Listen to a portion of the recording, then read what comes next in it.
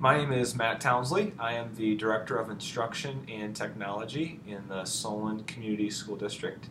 This is my 5th year in the Solon Community School District, so I oversee K-12 curriculum, technology, professional learning, and many different programs. Prior to my current role, I was a high school math teacher for 6 years as well. And in Solon here, we have 3 buildings, an elementary, a middle school, and a high school. And we have about approximately 1,400 students, K-12, in our district. Matt, can you tell us in what way is your district incorporating standards-based education? Sure, yes.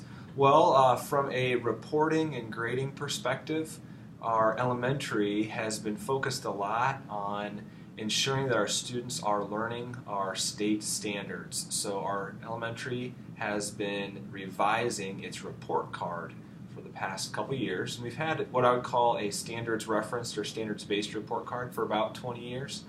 But most recently, in the past several years, we've been trying to make sure that the statements, our reporting statements, are better aligned with our state standards. And so as our teachers begin to better understand the state standards themselves, they are ensuring that they're reporting those standards on the report card.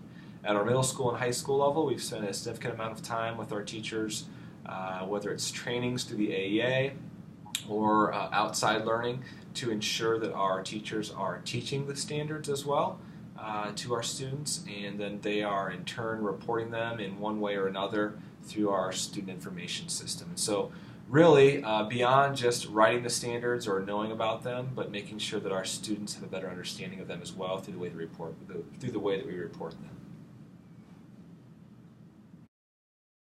So, in your opinion, how has this benefited student achievement? Sure, that's a great question. We are measured as school districts based on the state assessment, which aspects of the state assessment are aligned with the state standards. And while we're not explicitly teaching to the test, it is an area in which our community looks in on us, and other really surrounding communities too. You know, as a bedroom community here in Solon, we have a number of parents who may choose to move from the Iowa City or Cedar Rapids area to a smaller community. And one of the things that they look at from an outsider perspective is how well do our students achieve on those standardized assessments. And so, again, while we don't teach explicitly to those tests, we want to make sure that our students are learning at a high level on those assessments. And so we want to align our instruction locally with the standards that those assessments are based upon. And so that's really a way in which we believe it's benefited our student achievement. We have some data that supports that our work is improving our student achievement data. Our Iowa assessment scores, we do not have them yet for the 2014-15 school year, but in previous years, 2013-14, they are the highest that they've ever been. Our district has a goal that 90% of our students will be proficient and 25% of our students will be highly proficient. And amongst our cohorts, when I say a cohort, I mean the 3rd grade in reading or 4th grade in math or 5th grade in science, about close to 70% of our cohorts have met their 90-25 targets.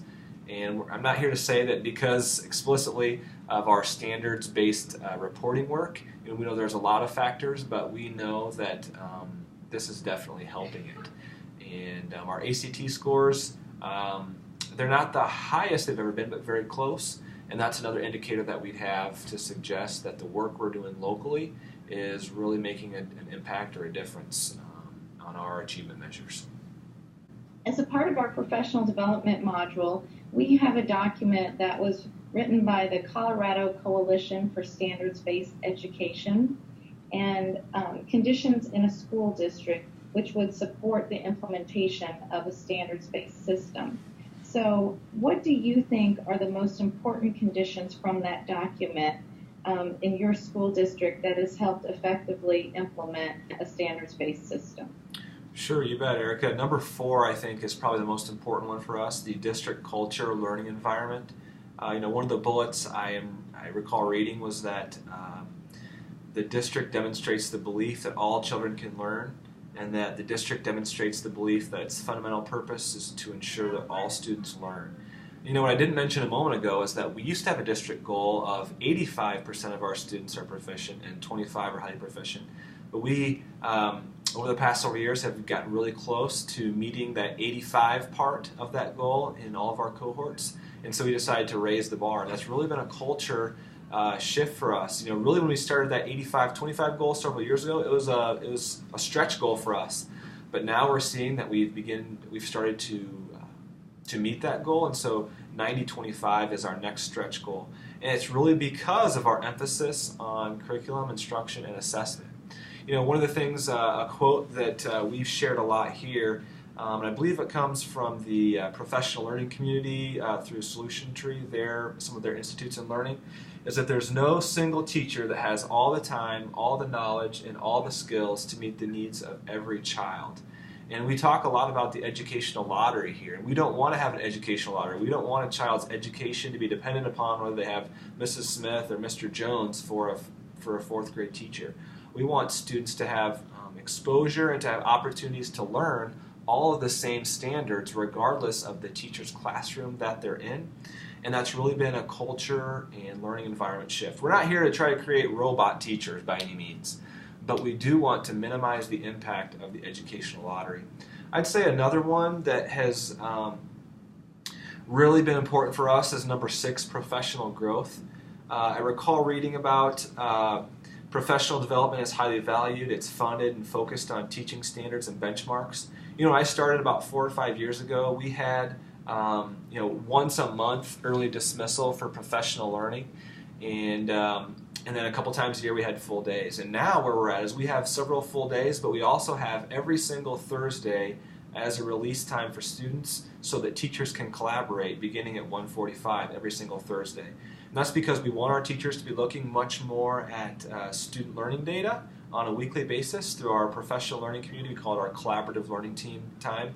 And that's really focused in on standards. And so we really ask our staff to focus on those Thursday early dismissals on 4 different questions. What is it we want our students to learn? And that's really the standard side of things. How we know when they have learned it, and that's really the beginning, that first assessment question. And the third and fourth questions are how we respond when a student has demonstrated that they're struggling.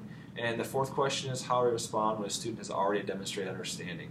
And as we started to really embark upon answering those questions, it became challenging to do that on a once per month basis. And we really wanted to ensure that our teachers had the time during the contract day to talk about student learning data based on the standards. And so we've really had to make sure that our staff has the time to grow professionally and to make those adjustments on a weekly basis. And so I really think that number 6 in that Colorado document has been huge for us as well. And the last thing is really number 8, leadership. I really believe that the stars have been aligned here in Solon because we've had some really quality administrators. They have taken the time out of their schedules to attend a lot of the same learning that our teachers have. They have gone to the professional learning community institutes. They have gone to learning and actually led some learning on standards-based or standards reference grading and reporting. And they have actually supported our teachers leaving the classroom at times to really grow professionally. And I don't know if that's the case everywhere, but I do know that our staff here really does feel supported. Even through our teacher quality funding, we have opened up more funding over the years so that our teachers can identify learning that they need to attend and be a part of. And so we've been able to fund that through our teacher quality money as well. And so I think leadership really makes a big difference. And so I think without it, it can become very challenging to embark upon some of these ideas that were outlined in the Colorado document. Are there conditions you feel are important but might need improvement in your district? Yeah, I really think there is. Instruction is one of them. It may sound kind of crazy as I'm the director of instruction, but what we have not done a whole lot of in the past 4 or 5 years here is focused much on instructional strategies. What we've done is we've just spent really almost 5 years on trying to create more of a guaranteed and viable curriculum. And we have just kind of pushed the instructional strategies, things aside, just this year have we really started to come full circle and talk about the characteristics of effective instruction that we have here through the Iowa Core in Iowa. We dabbled in those, really 4 or 5 years ago, but now we're trying to create more of a common language around that. And I believe with our teacher leadership and compensation grant rolling out for the first time next year and having more instructional coaches, that will become more of that natural conversation to talk about things like assessment for learning and student-centered classrooms and those types of things. But really, the instruction side of things, we have explicitly, not really accidentally, explicitly kind of pushed off until we spent a significant amount of time creating more of a guaranteed and viable curriculum. So in addition to all the wonderful things that you have mentioned today, what advice would you offer educational leaders in Iowa thinking of implementing a standards-based system? Sure. I would suggest to do a few things and do them well. I think one of the reasons that we have been able to make some significant progress here in Solon is because we have chosen a few things and tried to do them well over a number of years. Some of our teachers are probably ready for us to move on now that we've talked about common formative assessments for 3 years. But we believe that there's still work to be done. We will do some professional learning on an idea, and then we will get their staff feedback and expect them to turn in some artifacts, and we'll analyze all those artifacts and the survey data and then try to refine the next professional learning opportunity. But the thing is that we have not, it's been tempting to talk about authentic intellectual work. It's been tempting to talk more about technology integration. It's been tempting to do all of these things and try to do them. And not that we don't want to do those, and they're happening in pockets, but as a district, we're focusing in on just a few things and trying to make progress on those for 5 years. 5 years ago, all of our teachers read this chapter from a book, Revisiting Professional Learning Communities at Work. In that chapter, there's a chapter called A Tale of Excellence in Assessment. And it's a story of this teacher by the name of Peter Miller, who started in a classroom or in a school in which collaboration was not valued, and then he moved across town or across the state to a different school, to a school in which collaboration was expected and it was just the norm. And so we had all of our staff read that, and we call it our Peter Miller vision. And every single one of our staff members that joins, we have a new teacher institute at the beginning of the year, every single staff member that joins our organization has to read that chapter. Every AEA person that becomes a new part of our district because they've been reassigned to our district has to read that chapter. I can tell you a whole long story about how we hired a high school principal 4 years ago when our former one retired, and how he read that chapter, had lots of different questions, even before he started in our school district. And so we have talked about how the Peter Miller vision is still alive and well. And even as we may start a new little piece of that, we remind our staff that this is just a piece of this bigger Peter Miller vision.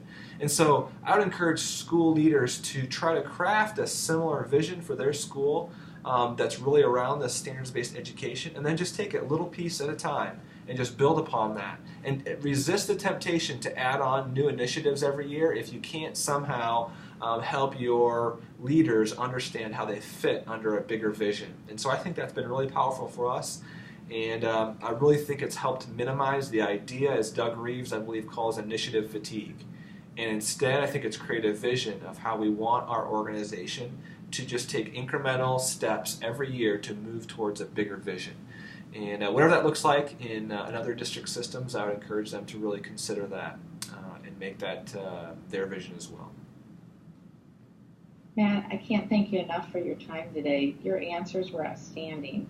I can tell that you put a lot of time and thought and energy into formulating what will be good for Iowa administrators moving forward in this. Hey, my pleasure, Erica. My pleasure.